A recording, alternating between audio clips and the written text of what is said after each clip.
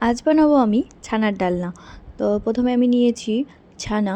এটা মনে হয় 250 ছিল, কারণ আমার বাবা এনেছিল, তো আমি জানি না কত ছিল। এরপর ছানাটা নিয়ে আমি ভালোভাবে মেখে নেব। ছানাটা মাখার সময় অল্প পরিমাণ আমি নুনও দিয়ে দেব, আর 2 চামচ মতন আটা। এখানে আটার পরিবর্তে তোমরা কর্নফ্লোরও দিতে পারো। এরপর এরকম শেপ করে নেব, বা তোমরা এর থেকে বড় শেপও করতে পারো। আমি একটু ছোট শেপই রেখেছি।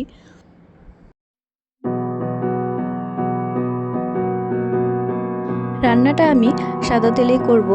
তো প্রথমে আমি তেলটা কড়াইতে গরম করতে দিয়ে দিলাম। তেলটা গরম হয়ে গেলেই হালকা আঁচে আমি এক এক করে এগুলো সব ভেজে নেব।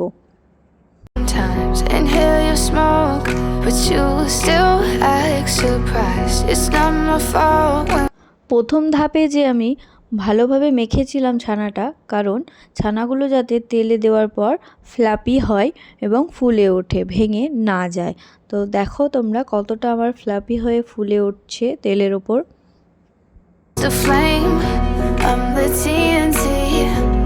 সবগুলো ভাজা হয়ে গেছে। এরপর আমি নিয়েছি লঙ্কা কুচি, পেঁয়াজ কুচি, টমেটো কুচি, আর কিছুটা আদা, পেঁয়াজ আর লঙ্কা বেটে নিয়েছি, আর তাতে অল্প পরিমাণ ধনে গুঁড়ো আর লবণ আর হলুদ দিয়ে নিয়েছি মশলাতে।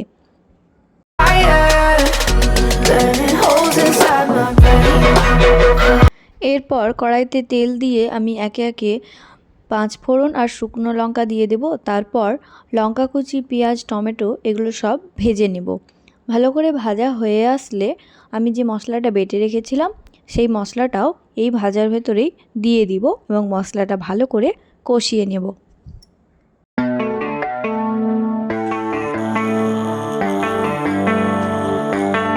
Baby, read the fine print. I've got baggage and it's all Gucci. Don't get too attached to me.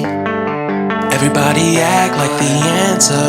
One love like in the movies. Wasting precious time assuming.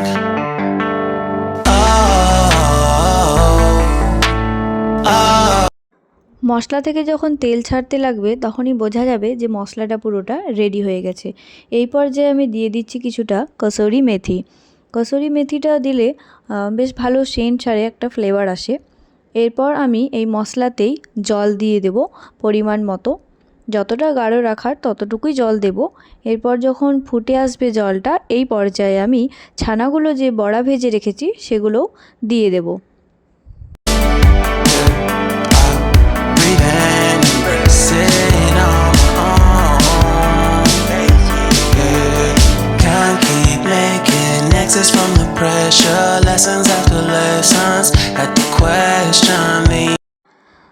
এগুলো দেওয়ার পর আমি 5 মিনিট মতন ফুটিয়ে জলটা প্রায় মেরে নিয়েছি। একদম মাখা মাখা একটা পর্যায়ে এসে আমি একটু ঘি দিয়ে দেব, প্রায় 1 চামচ মতো। তাতেই রেডি হয়ে গেছে আমার ছানার ডালনা।